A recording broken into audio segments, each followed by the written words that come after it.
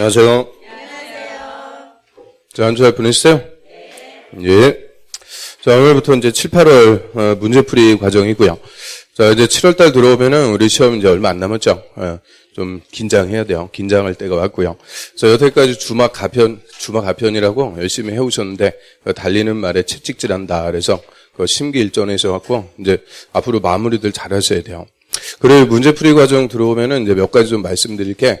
자, 일단 우리 이제 외워야 될 거. 이거 좀 외워야 됩니다. 그래서 이제 암기할 사항들은 좀 외우셔야 돼요. 특히 숫자들 있죠. 우리 본 시험에 보면은 숫자가 한 40%, 50% 답으로 나옵니다. 그래서 숫자 무시할 수가 없어요. 이 건폐율하고 용적률 그런 것들 좀 외우셔야 되고요. 건폐율, 용적률을 떠나서 좀 용도지역도 모르죠. 용도지역도. 그래서 용도지역 21개. 자, 그거부터 해갖고, 이 건폐율하고 용적률, 또 설립인가 신청할 때 동의요건, 숫자들, 이거 좀 외워야 됩니다. 우리 모의고사 보고 그러면 숫자가 반은 답으로 나오게 되죠. 그 숫자 딱 가로 비워갖고 물어보는 식으로 잘 물어보니까, 좀 외워야 될 거는 좀 외우셔야 돼요. 좀, 또 외우라고 그러면 또 엄청 싫어하는데요. 아무튼, 외울 거는 좀 외우고요. 그리고, 저 문제풀이 할 때 연습해야 돼요. 연습. 그리고 특히 틀린 문제. 요 틀린 문제는 계속 틀려요. 사람이 고정관념이 있어갖고, 자, 여기 문제 풀다 보면은 이제 어느 정도 실력이 됐다. 그럼 1, 2, 3, 4, 5. 자, 이렇게 5개 지문이 있다. 그러면 이거 다 모르는 거 아니죠? 3개는 꼭 제껴집니다. 근데 꼭 2개가 발성이요. 그래서 얘를 찍으면 얘가 답이고, 얘를 찍으면 얘가 답이고. 그래서 나중에는 거꾸로 찍어요. 내가 이거 같으면 이게 답이니까 이거 찍으면 좀 이게 또 답이고. 하여튼 어떻게든 찍으면 꼭 틀려요. 아주 귀신같이. 그래서 자, 이거 예를 들어갖고 4번 찍어갖고 틀렸다. 이 문제. 다음에 또 똑같이 선택 찍어 주어지면 또 4번 찍어갖고 또 틀려요. 사람이 고정관념 때문에 맞힌 문제는 또 맞죠. 그래서 이거 내가 어떻게 맞췄을까 해도 다음에 또 풀으면 또 맞춥니다. 그래서 이 틀린 문제들. 그래서 우리 문제집에 문제들 많죠. 그래서 문제들 풀면서 틀린 문제, 특히 틀린 문제는 다시 꼭 풀어보는 그게 필요하죠. 그래서 한 3번 정도 틀려야 그게 이제 확실하게 잘 있게 돼요. 좀 외워집니다. 그래서 우리 문제집 보면은 문제 그냥 다 실어놨어요. 문제, 시중에 문제집 중에서 문제가 제일 많으니까 그런 것들 풀어보시면서 틀린 문제, 그거 다시 한번 복습해갖고 자기 걸로 만들 수 있도록 하고요. 자, 그리고 그 시중에 이제 문제집 많은데 다 필요 없어요. 우리 문제집이 다 실려 있어갖고 그거 하나만 확실하게 봐도 충분합니다. 문제는 충분하고요. 자, 그리고 또 실수를 줄여야 돼요. 실수해갖고 틀리는 게 한두 개씩 꼬박꼬박 나옵니다. 그래서 특히 틀린 거 찾으셔. 이거는 별로 실수 안 하는데 옳은 거 찾으셔. 이 옳은 거. 그럼 지문 1번 틀렸다, 2번 틀렸다, 3번 틀린 거 나오면 여기다 딱 찍고 넘어가 버려요. 이런 식으로 그 옳은 거 찾아라 할 때 실수들 많이 합니다. 그래서 문제 풀 때 이제 연습하셔야 돼요. 자, 옳은 거 찾아라면 크게 동그라미, 틀린 거 찾아라 그러면 X표 해갖고 실수 요거 한두 개만 줄여도 5점 정도 올라옵니다. 그래서 우리 시험에서 한 문제, 두 문제 차이로 떨어져요. 그래서 이런 실수만 줄여도 얼마든지 다 합격할 수가 있죠. 그래서 자, 체력 관리들 잘 하시고요. 하여튼 저도 이게 이제 지금 월요일부터 토요일까지 그냥 수업을 해요. 거기다 일요일날 특강까지 해버리니까 월화수목금토일 하루도 못 쉬고 이게 한 2달 지나니까 사람이 그냥 훅 가는 거예요. 사람이 훅 가갖고 체력이 많이 떨어집니다. 그래서 제가 시즌 초반에는 상당히 좀 그래도 몸매가 좀 있었죠. 근데 갈수록 여유어가갖고 사람이 아주 불쌍해졌어요. 그냥 피만 나요. 피와 살만 남았어요. 아니, 뼈만 남았어요. 그래서 하여튼 체력 관리들 잘 하시면서 공부들 하시고요. 자, 오늘 이제 1주차인데, 자, 우리 문제풀이는, 자, 2시간은 요약 정리하겠습니다. 요약집 가지고 요약 정리. 그래서 문제만 또 바로 그냥 풀어버리면은 눈만 또 깜빡깜빡 하다 가시니까 한 2시간 요약 정리하고요. 그리고 나머지 2시간은 이제 문제풀이, 문제집 가지고 문제풀이. 자, 이렇게 이제 2시간씩 정리를 하도록 하고요. 그리고 문제집에 보면 문제가 상당히 많아요. 특히 국토법이 엄청 많아요. 간평사 기출문제 다 실어놔갖고는 엄청 많습니다. 그래서 시간이 없다. 1차에 치워갖고 2차까지 내가 돌볼 겨를이 없다. 그러면은 문제집에 요 출제 가능 이렇게 써있는 문제가 있어요. 그 옆에 보면은 뭐 기출, 뭐 사례, 응용, 뭐 이론, 뭐 출제하는 이런 식으로 옆에 문제 옆에 보면 많이 달려있죠. 기본 4개씩 달려있어요. 자, 그 중에서 출제하는 이렇게 써있는 문제, 그거라도 확실하게 풀어옵니다. 그래서 그 정도 한 반 정도 줄어드니까 그 출제 가능 이렇게 써있는 문제라도 좀 풀어오시고요. 자, 그래서 앞으로 이제 8주 동안 이런 식으로 문제풀이 과정을 진행을 하고요.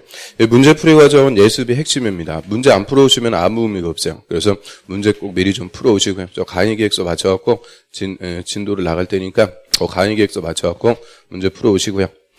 자, 오늘은 이제 국토법. 자, 국토법에서 계획 파트 싹 정리하겠습니다. 이 도시군 관리 계획까지 보도록 하고요. 자, 일단 첫 번째 법률 국토법. 자, 그거부터 하나씩 보죠. 자, 국토법, 우리 공법의 1번 문제 항상 국토법의 용어 갖고 물어보죠, 용어. 그 1번부터 맞추고 딱 들어가야 자신감이 생긴다 그랬으니까, 국토법의 용어하고 체계 같이 한번 쭉 보겠습니다. 자, 먼저 이 국토를 계획하고요. 계획에 따라서 이용, 국토의 선계획, 후개발, 체계에 관한 법을 우리가 국토법이다라고 하고요. 내용도 상당히 많습니다. 거의 3주에 걸쳐갖고 수업을 할 거고요. 자, 일단 국토를 이용 개발하기 수립하는 토지계획들, 이 토지계획 중에서 가장 상위 계획이 국가계획이라고 그러죠. 잘 보여요?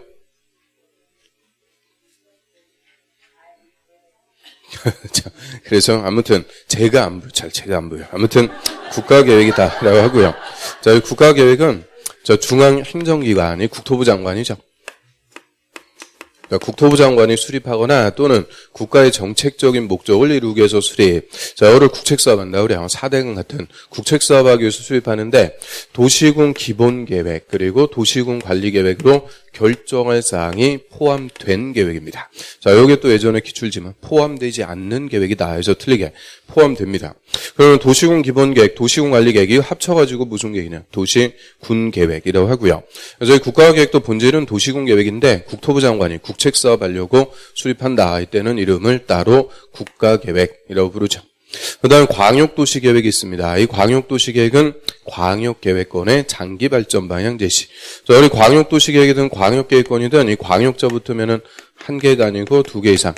두 개 이상의 특별시, 광역시, 시 또는 군. 두 개 이상의 특광시군 관할구역을 하나의 계획권으로 묶어준다 그래요. 이 특별시하고 광역시를 계획권으로 묶어줬다. 그럼 두 개 관할구역 묶어줬으니까 광역계획권. 그리고 광역계획권에 속하는 두 개 도시 간에 적절하게 기능 분담이죠. 중복해서 개발하지 말고 기능을 분담해서 잘 발전시켜보자 하는 것이 광역도시계획. 그럼 국가계획과 광역도시계획이 두 개는 우리나라에서 일반적으로 수립한다 그러면 안 되죠. 특수계획이라고 그래요. 국책사업학에서 국토부 장관이 특별히 수립하는 거고 광역계획권이 지정됐을 때만 수립하는 특수한 계획이 광역도시계획이 되죠. 자, 이에 반해서 일반적으로 우리 국토에 빠짐없이 수립되는 계획을 도시군계획이라고 하고요. 자, 일단 도시군 계획할 때 도시군 하면은 특별시, 광역시, 시 또는 군, 관할구역을 지칭합니다. 특별자치시하고 특별자치도, 세종시, 제주도 얘들은 다 나오니까 조문만 길어져요. 그냥 가로 묶어갖고 생략하고요. 그래서 특광시군, 요게 이제 도시군. 여기서 첫 번째 논점. 여기서 시 또는 군이라고 할 때 시와 군은 어디 안에 시군이냐? 도 안에 시군을 얘기하고요. 특히 여기서 군은 광역시 안에 군, 인천광역시 강화군, 이런 광역시의 군은 해당 사항이 없어요. 그래서 이 광역시가 계획을 수립하는 대상, 광역시 안의 군은 따로 계획 수립하는 대상이 안 됩니다. 그래서 특별시하고 광역시, 원래 같은 꿈은 도인데 이 도는 계획 수립하기에 너무 너무 넓더라. 그래서 도가 아니고 시하고 군으로 가는 거죠. 그래서 특광시군 관할구역 단위로 수립하는 계획을 도시군계획. 우리나라에서 이 특광시군 관할구역에 속하지 않는 지역이 없죠. 그래서 궁극적으로는 전 국토에 빠짐없이 수립되고요. 다시 도시군 계획의 종류가 두 가지로 구분돼요. 도시군 기본계획, 도시군 관리계획. 기본자와 관리자 빼버리니까 뭐만 남는 거냐? 도시군계획. 그래서 이 기본계획과 관리계획을 합쳐갖고 우리가 도시군계획이라고 하죠. 그럼 먼저 이 도시군 기본계획, 도시군 기본계획도 도시군, 특광시군, 특광시군 관할구역에 이 기본자 붙는 것도 다 장기발전 방향. 그래서 이 관할구역의 지역의 특성을 고려해서 생활권을 설정해 놓고 앞으로 이렇게 발전시켜보자. 이 장기발전 방향 제시하고요. 그럼 광역도시계획이든 도시군 기본계획이든 뒤에 말이 같아요. 다 뭐만 제시해 주는 거냐? 장기 발전 방향. 자, 이거를 우리 법에서는 정책을 제시한다. 이렇게 얘기합니다. 정책 방향을 제시. 각종 토지에 대한 정책을 내놓는 거죠. 그러면 정책은 집행이 될 수도 있고 안 될 수도 있고 안 되는 게 대부분이요. 그래서 이 정책계획 두 개는 수립이 돼도 직접적으로 국민의 토지 소유권을 규제하는 효과는 없어요. 즉 우리한테 아무 효과가 없는 계획이다. 그래서 이런 계획을 비구속적 행정계획. 우리한테 규제를 가하는 직접적인 구속력은 없더라. 그러면 광역도시계획이라 도시군기본계획 수립한 게 내 마음에 안 들어요. 소송을 제기해서 다투고 그럴 실익이 없다. 이런 침해된 권리가 없으니까 구제받을 이익이 없어요. 그래서 소의 이익이 없기 때문에 이 비구속적 계획은 쟁송의 대상이 아니다. 이렇게 얘기하고요. 그래서 우리한테 효과가 없으니까 중요성도 크지 않습니다. 뭐 합쳐가지고 한 문제 정도. 작년에는 그냥 한 문제도 안 나왔어요. 올해는 요 광역도시계획, 요 정도 한 문제 정도 예상을 하고요. 자, 이에 반해서 이제 제일 중요한 계획은 도시군 관리계획이 되죠. 자, 도시군 관리계획도 역시 도시군, 특광시군, 관할구역을 얘는 구체적으로 관리합니다. 우리 관리한다 풀어서 얘기하면 토지를 개발할 수도 있고요. 새로 개발, 정비할 수도 있고, 정비는 뭐예요? 정비. 재개발이죠. 재개발. 그래서 새로 개발하고 괜찮아요. 새로 개발하고 다시 개발하고 보존할 곳은 보장. 그래서 이 관할구역의 토지를 구체적으로 개발하고 정비하고 보존을 집행한다라고 하죠. 집행. 이 집행을 하기 위해서 수립하는 계획이고요. 이 집행과 관련해서 도시군관리계획은 수립이 됐다. 직접적으로 우리한테 효과 발생합니다. 이제 내 땅인데 내 맘대로 못 쓰게 규제 또는 사업하면서 내 땅 팔기 싫어도 강제적으로 뺏어가는 수용 이런 직접적으로 우리한테 효과가 발생. 그래서 우리한테 구속력이 발생하는 계획이다라고 하고요. 그래서 도시군관리계획만 직접적으로 규제를 가하는 구속적 계획입니다. 그러면 도시군관리계획이 위법하게 부당하게 수립이 돼서 내 토지 소유권을 침해받았다.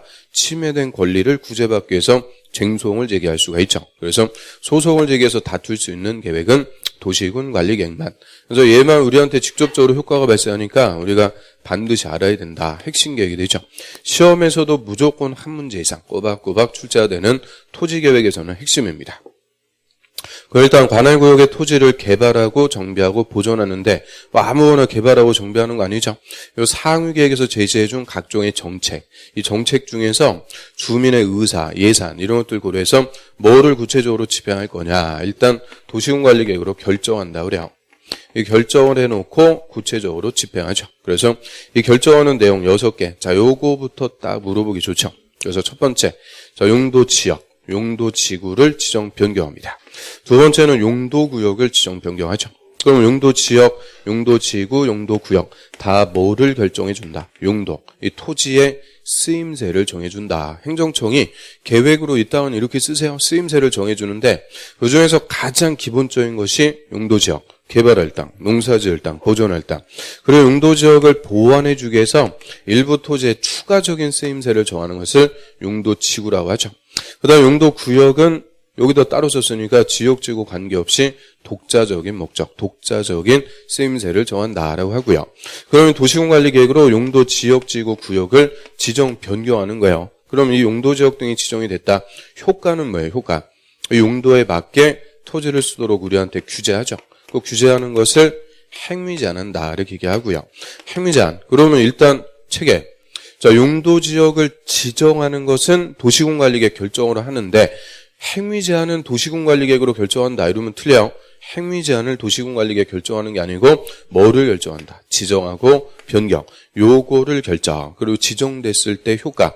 행위제한은 따로 정하는 거죠.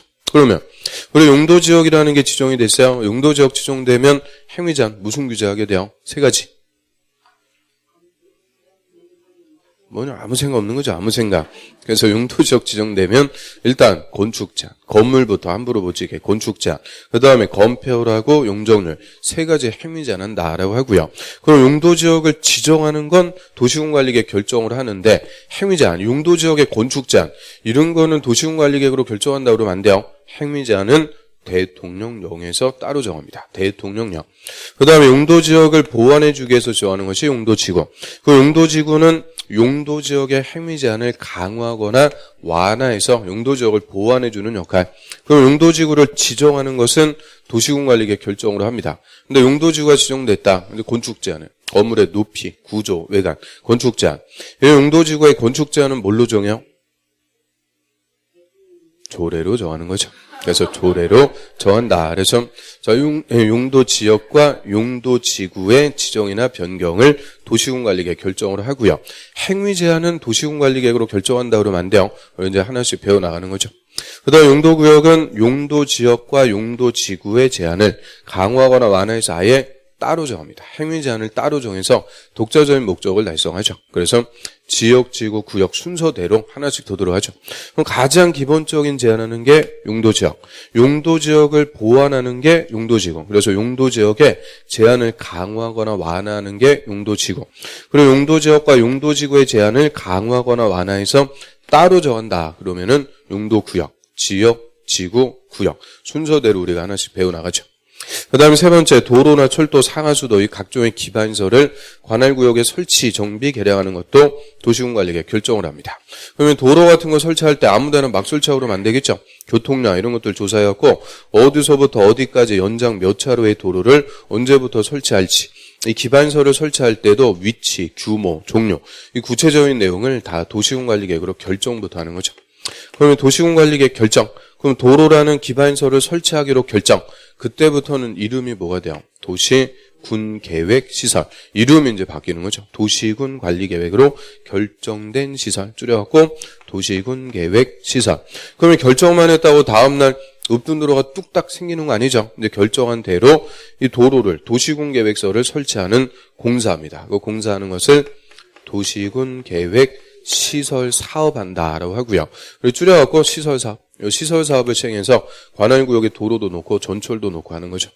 그 다음에 신도시 개발하는 사업을 도시개발사업, 구도시 재개발하는 사업을 정비사업. 그러면 사업이 또 세 개가 나오네요. 시설사업이 있고 개발사업이 있고 정비사업이 있고. 자, 이 사업들의 공통점은 다 도시군관리계획을 구체적으로 시행하는 사업이다라고 하는데 여기 이제 공통점이 있으니까 이 세 개 사업 묶어가지고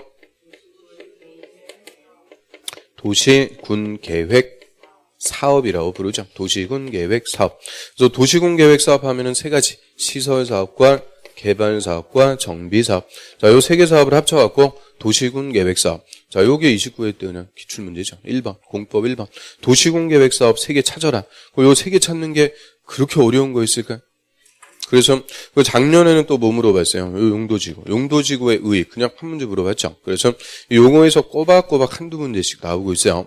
그래서 자, 원래 처음에 할 때는 저 도시군 계획부터 이 도시군 계획, 도시군 기본계획, 도시군 관리계획, 도시군 계획 시설, 도시군 계획 시설 사업, 도시군 계획 사업까지 6개 용어들. 야, 이거 어떻게 하냐 그랬는데 이것도 몇 번 하다 보니까 막 이제 하품하고 그러죠. 자, 그래서 이제 하다 보면은 변별력이 생기는 거예요. 그래서 도시군 계획 사업 하면 세 가지를 얘기하고요. 그 다음 5번에 지구 단위 계획 구역 지정하고요. 여기에 수립하는 계획을 지구 단위 계획. 이 지구자 붙으면 의미는 관할구역의 전부가 아니고 일부. 그래서 특광시군 관할구역에 전부에다 수립하면 그냥 도시군관리계획 일부. 요 왕길동 여기다가만 도시군관리계획 수립했다. 이때는 왕길동 지구단위계획 이런 식으로 관할구역의 일부에다 수립하는 도시군관리계획을 지구단위계획이라고 하고요. 이 뭐 하려고 수립해요? 그 관할구역 일부를 체계적으로 개발하고 정비하기 위해서 수립한다라고 하죠. 그 다음 6번에 입지규제 최소구역을 지정하고요. 여기에 수립하는 계획을 입지규제 최소구역 계획. 그러면 일단 입지규제 최소구역 얘도 본질은 뭐냐? 용도구역.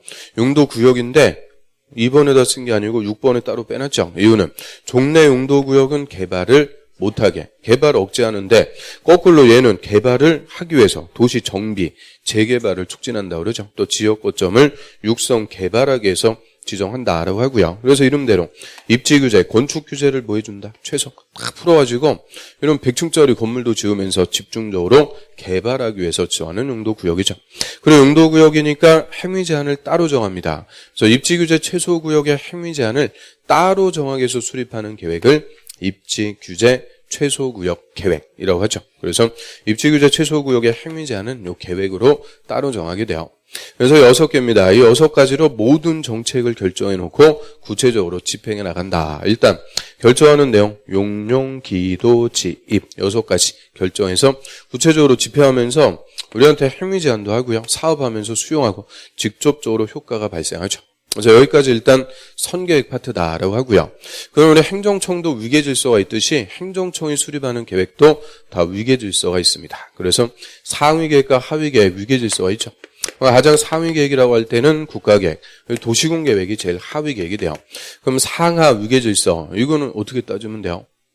한마디로 넓은 지역을 놓고 수립하는 게 상위 계획이 된다. 그래서 국가계획은 전 국토, 우리 국토를 놓고 수립하는 제일 큰 계획.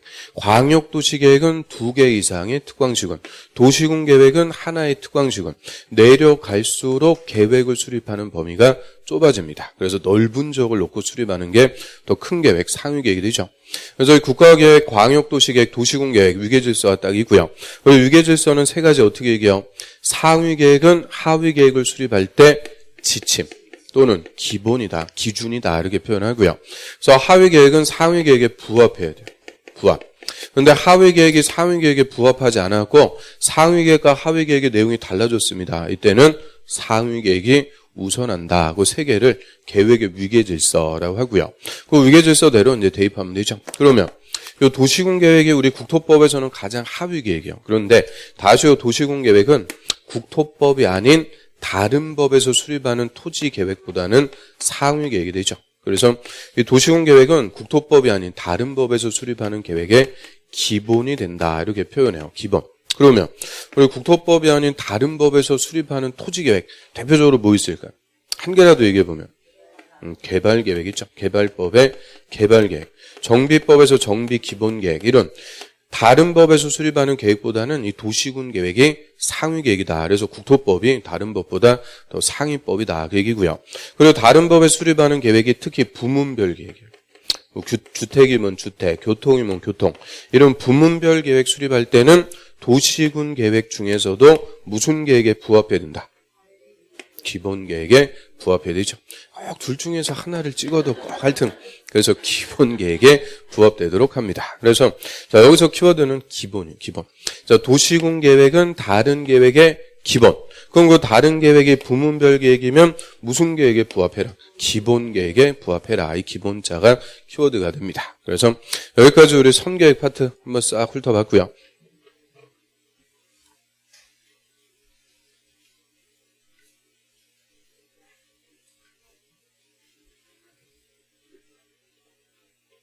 그 다음에 후개발 체계. 이 개발 체계는 간단해요.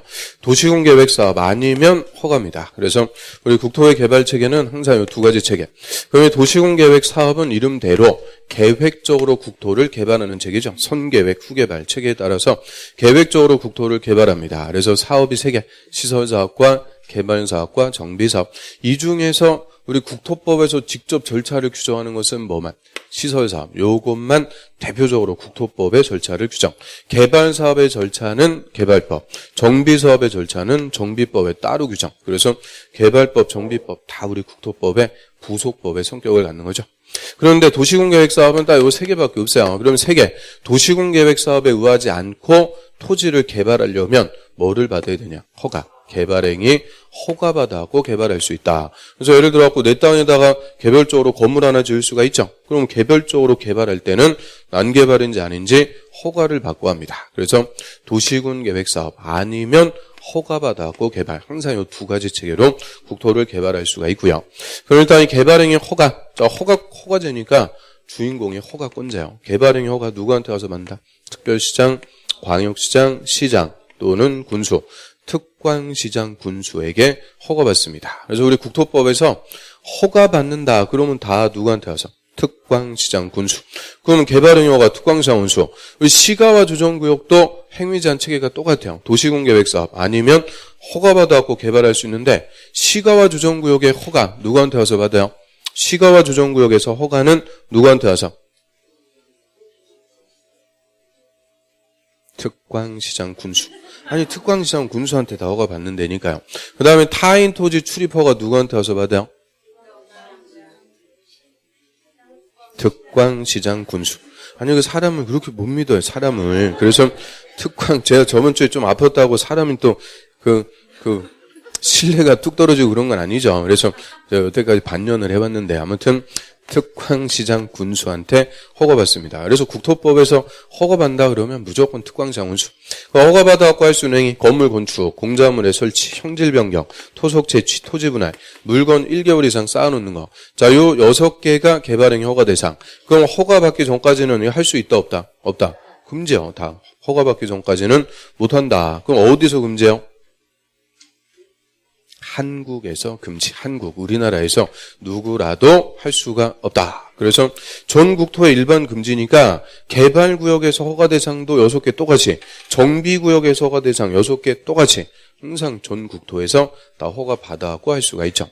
그 다음에 이 개발행위 허가, 이거 한마디로 난개발 방지다 이렇게 얘기하고요. 그럼 난개발 하는데 뭐를 우려요? 난개발을 우려? 난개발. 기반설은 하나도 없는데 건물부터 때려주었다. 그게 대표적인 난개발.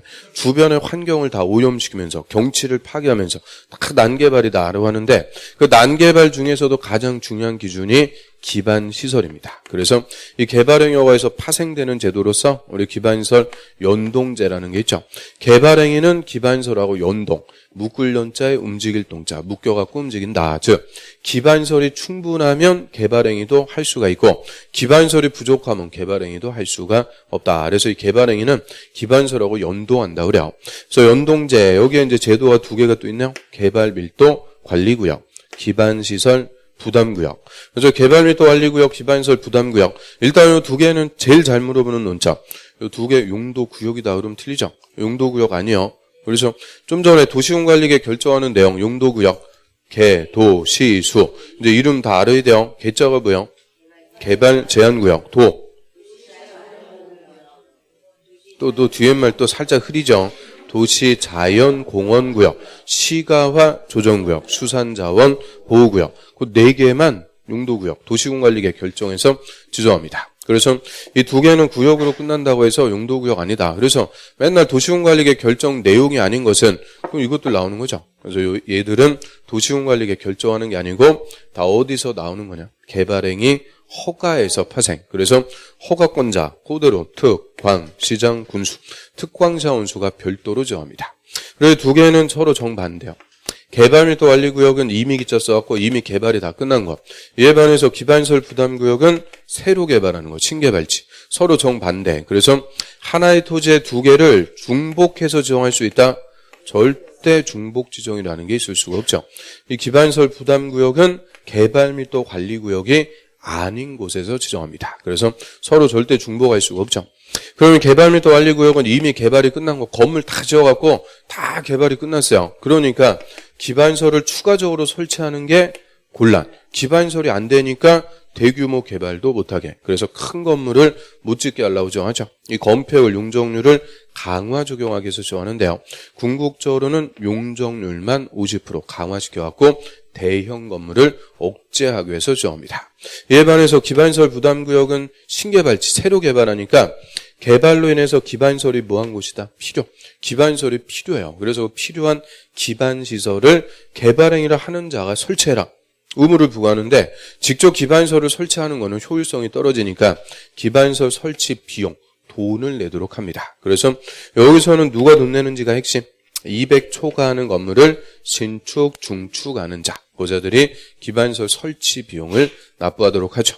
그래서 이 기반시설 부담구역, 이게 우리 국토법에서 제일 끄트머리에 배우는 제도인데 시험에서는 또 맨날 나오죠. 작년에는 여기서 2개, 특히 기반시설 유발개수, 우리 좋아하는 거 있죠. 기반시설 유발개수.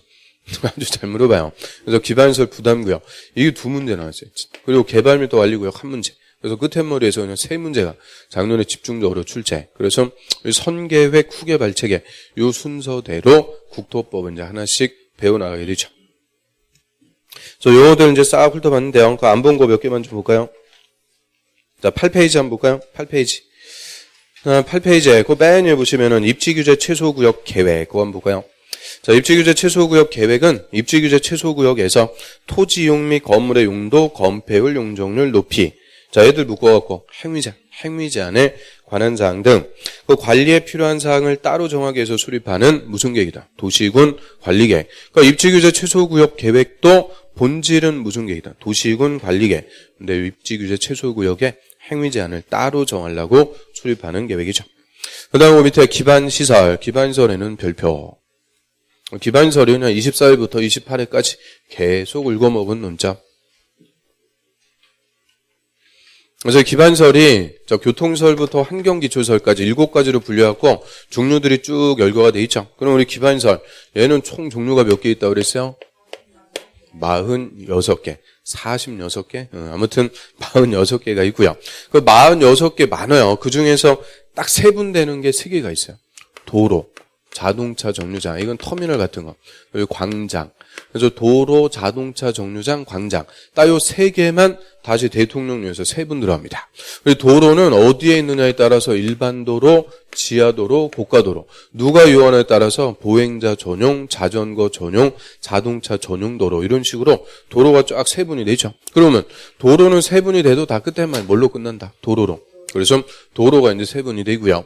자동차 정류장은 터미널이요. 고속버스 터미널도 있고 화물 터미널도 있고 뭐 공용 차고지도 있고 이런 것들이 자동차 정류장. 그리고 광장은 뭐 교통광장, 건물 부설 광장이었고 광장 이게 예전에 27회 때 기출이에요.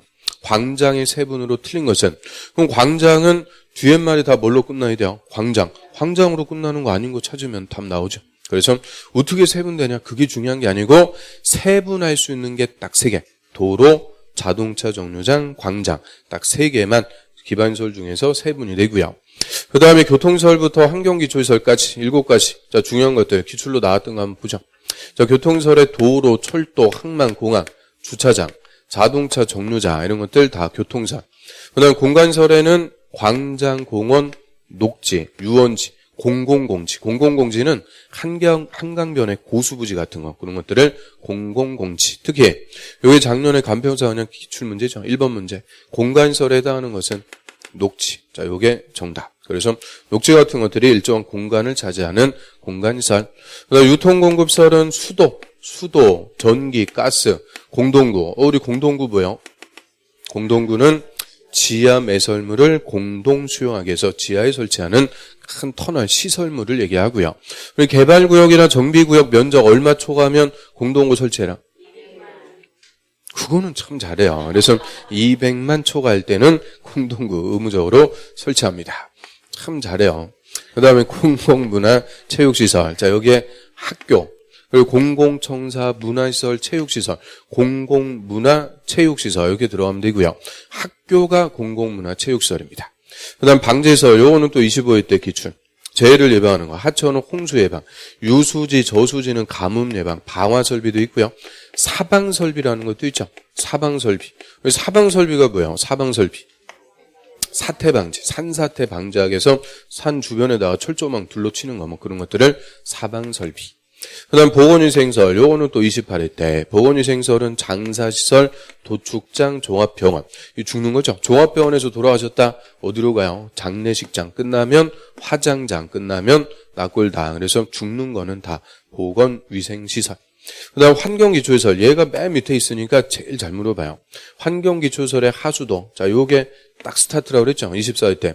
상하수도는 유통공급설이다. 땡. 상수도는 유통공급, 하수도는 환경기초. 하도 해갖고 이제 1년 내내 했으니까 이제 딱 요거는 딱 귀에 못이 바뀌었죠. 그래서 상하수도 다릅니다.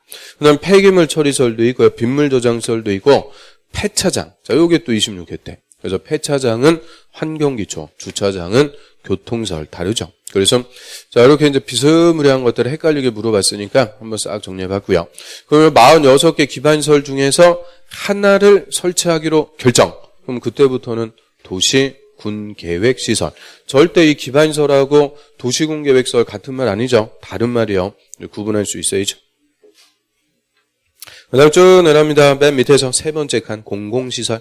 자, 공공시설은 도로, 공원, 철도, 수도 같은 공공용 시설인데 같이 쓰는 거. 근데 또 하나 2번. 고개 놓죠. 행정청이 설치할 때 공공시설이 되는 게 크게 2개. 주차장하고 저수지. 그래서 주차장 같은 거는 행정청이 설치할 때만 공공시설이다. 이렇게 얘기하죠. 그 다음에 국가계획 밑에 용도지역 한번 볼까요? 토지용 및 건물의 용도, 건폐율, 용적률, 높이 등을 제한이 행위제한에서 토지를 경제적 효율적으로 이용, 공공복리 증진을 위해서 서로 중복되지 않게, 거다 그렇죠? 중복되지 않게 도시군관리계획으로 결정하는 지역이다. 자, 여기서 키워드는 중복되지 않게 전 국토에 빠짐없이 생활권을 정하고 가장 기본적인 행위 제한하는 것을 용도지역. 자, 옆으로 갑니다. 그다음에 용도지구. 용도지구는 용도지역의 제한을, 그렇죠? 용도지역의 제한을 강화 동그라미 하거나 완화 동그라미, 완화해서 그 용도지역의 기능을 더 증진, 경관, 안정 이런 것들 추가적으로 도모하기 위해서 도시군관리계획으로 결정하는 지역. 이게 작년 기출이요. 그래서 자, 용도지역의 행위 제한을 강화하거나 완화해서 용도지역을 보완해주는 역할을 하는 게 용도지구. 그럼 일반적으로 용도지구는 용도지역의 행위 제한을 강화 세게 하는 거예요. 규제하는데 완화 풀어주는 용도지구도 있어요. 그래서 완화해주는 용도지구. 우리 알고 있는 거 대표적으로 뭐 있어요? 용도지역의 제한을 완화하는 용도지구. 대표적으로. 네? 안 써있는 거 물어보면 또 급 당황하죠. 그래서 복합 용도지구 있죠. 복합 용도지구. 용도지역의 건축 제한을 완화해서 복합적으로 토지 이용을 도모하자. 복합 용도지구. 다 썼어요? 다음에 물어보면 또 뭐 아는 척 하겠네요. 근데 어째요, 이제 이론 정리는 마지막인데. 자, 다음에 밑으로 합니다. 용도구역. 자, 용도구역은 용도지역과 용도지구의 제한을, 그 밑줄, 용도지역과 용도지구의 제한을 강화하거나 완화해서 따로 정한, 거기다 또 오나면 따로 정해서 그 시가제 무질서한 확산 방지, 계획적, 단계적 토지용의 도모, 이런 독자적인 목적을 위해서 도시군관리계획으로 결정하는 지역이다. 그렇죠? 자, 그럼 하나씩 지금 행위 제한 더 들어오는 거 봐야죠. 가장 기본적으로 규제하는 게 용도지역. 용도지역의 제한을 강화하거나 완화하는 게 용도지구. 용도지역과 용도지구의 제한을 강화하거나 완화해서 아예 따로 정하는 것은 용도구역. 지역, 지구, 구역. 순서대로 우리가 하죠. 그 다음 밑에 개발 및 관리구역은 개발로 인해서 기반시설이 부족할 것으로 예상되나 기반시설의 설치가 곤란한 지역을 대상으로 건폐율이나 용적률을 강화 적용하기 위해서 지정한다. 건폐율, 용적률 완화한다 그러면 틀려. 완화가 아니고 강화시켜갖고 큰 건물 못 짓게 하겠다. 그 다음에 기반시설 부담구역은 개발밀도관리구역 외의지역. 그렇죠?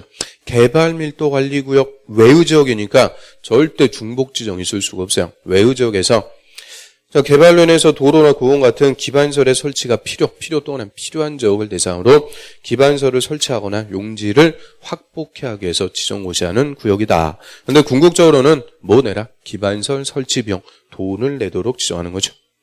그래서 여기까지 용어들 그냥 샅샅이 이제 다 정리했고요. 계획의 관계들 쌓아봤는데 한 페이지 정리해주세요. 맨 위에 보면 가로 2번. 도시군계획의 지위.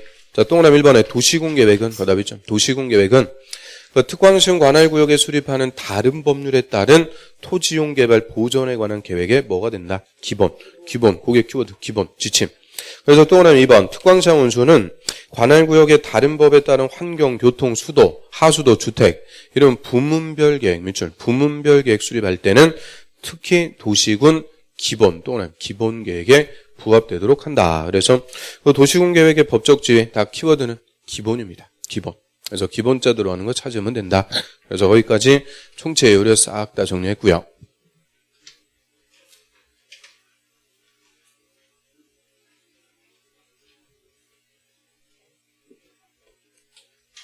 자, 앞으로 가겠습니다. 이제 광역도시계획. 광역도시계획부터 오늘 이제 도시군관리계획까지 계획들 한번 쫙 훑어보죠. 자, 광역도시계획은 광역계획권의 장기발전 방향 지시하는 계획. 그럼 광역계획권, 이 2개 이상의 관할구역을 계획권으로 묶어놓고요. 여기에 대한 장기발전 방향 지시. 자, 어떤 사항에 대한 장기발전 방향 지시요? 2개 도시 간에 적절하게 기능을 분담. 요게 키워드. 똑같이 중복해서 개발하지 말고 서로 적절하게 기능을 분담해서 잘 개발시켜보자. 그리고 서로 이제 기능 분담해서 출퇴근하기 좋게 도로나 전철 같은 광역시설의 배치. 자, 이런 것들이 광역도시계획 수립하는 핵심 내용이다라고 하고요. 역시 장기발전 방향 정책만 제시하니까 수립이 됐다. 우리한테 효과 있다 없다? 없다. 이 도시군관리계획으로 결정해서 집행이 들어가야 비로소 효과가 발생. 그래서 우리한테도 아무 효과가 없는 비구속적 계획이죠. 그러면 광역도시계획 수립하는 대상은 광역계획권입니다. 이 광역계획권을 먼저 지정하고 수립하죠. 그럼 광역계획권은 인접한 2개 이상의 특별시, 광역시, 시 또는 군, 관할구역에 전부든 일부든 광역계획권으로 지정을 할 수가 있죠. 그래서 2개 이상의 특광시군 관할구역이니까 이름이 광역계획권이라고 하고요. 원래는 이제 특광시군 관할구역 단위로 전부를 포함하는데 일부를 포함해서 지정할 수도 있어요. 인천광역시 전부가 아니고 일부, 뭐 서구 요것만 포함해갖고 지정할 수도 있죠. 그래서 요 관할구역의 일부가 또 어디냐 그거를 또 물어본 문제가 있으니까 우리 특별시하고 광역시 밑에는 뭐가 있어요? 특별시, 광역시 밑에는 구가 있죠. 구. 인천광역시 서구. 그래서 이놈이 아직도 그냥 행정 체계가 안 잡혔어요. 그래서 특별시, 광역시 안에는 구. 광역시 안에는 또 뭐도 있다. 군. 강화군 같은 군도 있죠. 그래서 특별시, 광역시 일부 하면은 군을 얘기해요. 그리고 시 안에는 동이 있어요. 동. 근데 동은 동네 단위 너무 좁으니까 되고.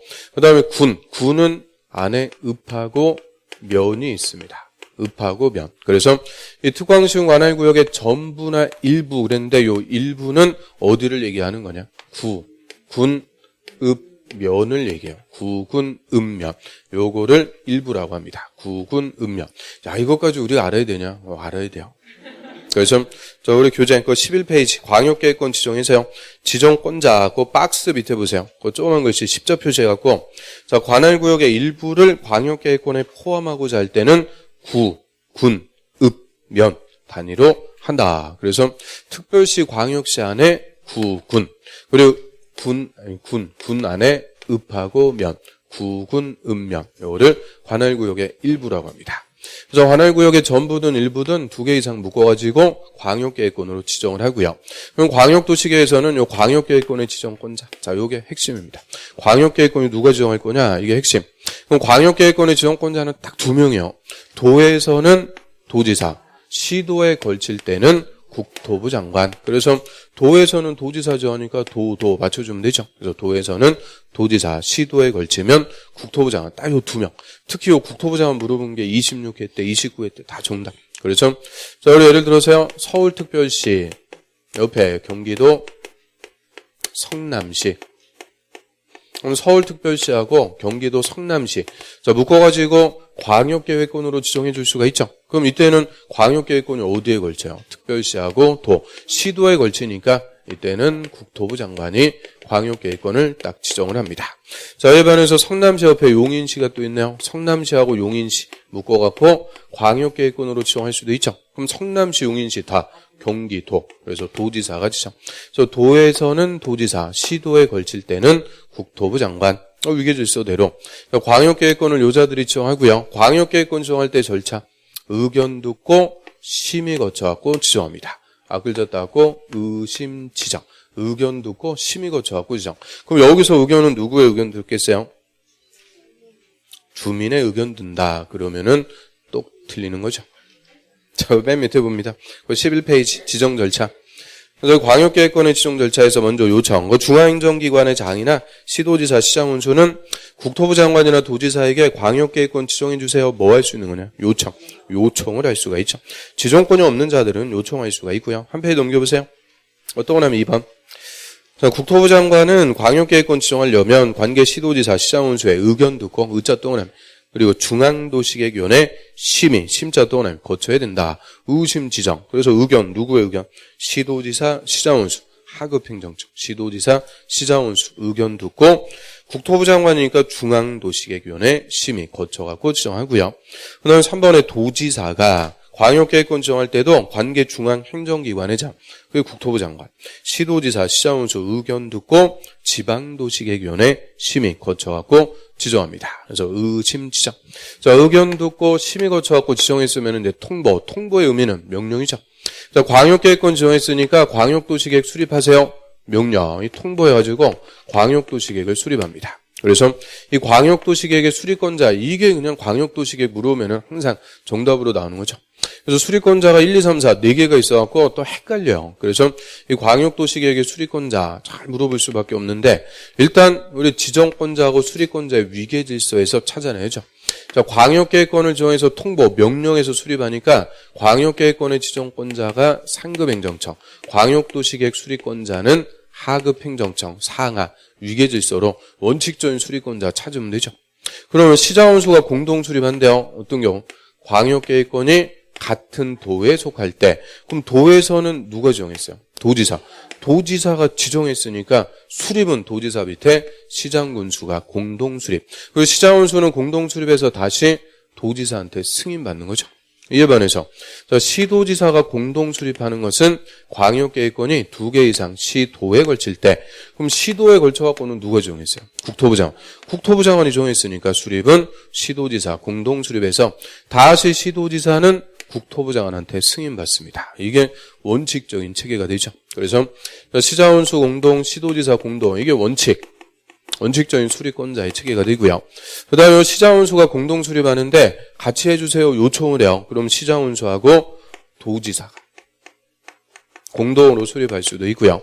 또 시도지사가 공동 수립하는데 같이 해주세요 요청하면은 시도지사하고 국토부 장관이 공동 수립도 가능합니다. 즉 지정권자와 수립권자 공동 수립도 가능. 절대 시장군수가 국토부 장관하고 공동 수립할 수 있다 이런 건 없어요. 시장군수는 도지사, 시도지사는 국토부 장관. 그다음에 시장군수가 공동 수립하는데요. 협의가 잘 안 됩니다. 협무시설 같은 것들은 서로 유치 안 하려고 그러죠. 서로 네가 해라. 그래서 협의가 안 돼요. 그래서 시장군수의 공동 수립 협의가 안 되면 시장군수는 도지사에게 조정해달라고 신청할 수가 있죠. 도지사에게 조정을 신청. 마찬가지 시도지사가 공동 수립하는데 협의가 안 되더라. 이때는 국토부 장관에게 조정을 신청할 수 있다. 그래서 국토부 장관에게 조정 신청, 도지사에게 신청, 지정권자한테 조정을 신청할 수가 있죠. 그 다음에 여기서 하나 더 들어가면 이 조정 신청이라는 게 2개가 있어요. 단독 신청, 공동 신청. 종류가 2개인데 이때 공동으로 신청했을 때는 재협의 권고 이런 거 없습니다. 재협의 권고는 단독 신청했을 때만 다시 협의해보세요. 권고할 수가 있죠. 자, 12페이지. 맨 밑에 보세요. 자, 12페이지에 그 중간에 참 가로 2번에 공동수립 한번 보면. 자, 또 하나 1번에 국토부 장관은 밑줄. 국토부 장관은 시도지사가 요청하면 바로 밑에 시도지사와 공동수립할 수 있다. 또 동그라미 2번. 도지사는 시장군수가 요청하면 그 밑에 시장군수와 공동수립할 수 있다. 그래서 지정권자와 원칙적인 수립권자 공동수립도 가능하고요. 그 밑에 조정신청. 광역도시계획을 공동수립하는 시도지사는 협의가 안 되면 단독이나 공동으로 국토부 장관에게 조정을 신청할 수가 있고요. 그 밑에 국토부 장관은 단독 신청을 받았을 때는 기한을 정해서 재협의, 권고할 수가 있고 안 되면 그때 가서 조정합니다. 그래서 공동으로 조정 신청을 받았을 때 재협의, 권고할 수 있다 이러면 틀려요. 단독 신청, 일방 신청일 때만 재협의, 권고라는 게 있죠. 또 옆 페이지. 그 맨 위에 광역도시계획 공동 수립하는 시장군수는 협의가 안 되면 도지사에게 조정을 신청할 수 있다. 그래서 항상 이 시장군수는 누구하고 노는 거냐? 도지사. 시도지사는 국토부 장관. 항상 이 지정권자하고 원칙적인 수립권자가 같이 가는 거죠. 그 다음에 예외적으로 이 도지사나 국토부 장관이 지정권자가 직접 수립하는 경우가 있어요. 이 예외. 도지사가 수립하는 경우 2가지 있죠. 그러니까 시장군수가 협의를 거쳐갖고 요청. 우리끼리 절대 안 되니까 그냥 해주세요. 시장군수가 협의해서 요청하면은 도지사가 직접 수립할 수도 있고요. 또 광역계획권 지정한 날부터 3년이 지날 때까지 시장군수의 승인 신청이 없을 때, 시장군수의 승인 신청이 없다. 이 말은 3년 내 시장군수가 수립 안 했다. 수립 안 했으면은 도지사가 냅둬라. 직접 수립하죠. 또 국토부 장관이 수립하는 경우도 2가지. 국가계획과 관련됐을 때, 그리고 광역계획권 지정한 날부터 3년이 지날 때까지 시도지사의 승인 신청이 없을 때, 즉 시도지사가 3년 내 수립 안 하면 국토부 장관이 직접 수립. 그래서 특히 요 3년이 지날 때까지 원칙적으로 수립할 자들이 수립을 안 해요. 이때는 광역계획권 지정이 다음날 해제가 된다. 이런 거 없다. 그래서 광역계획권은 대표적으로 실효나 해제하고는 관계가 없습니다. 이 3년 내 수립할 자가 수립 안 하면 지정한 자가 직접 수립. 그리고 저희 도지사나 국토부 장관이 직접 수립했어요.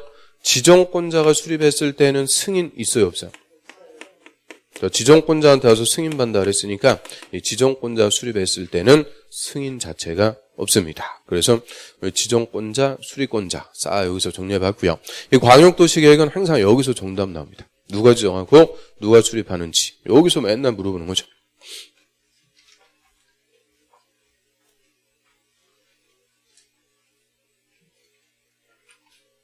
자, 절차 요거부터는 좀 쉬었다 볼까요? 그 피곤해졌어요? 그런 것 같아요. 좀 쉬었다 하겠습니다.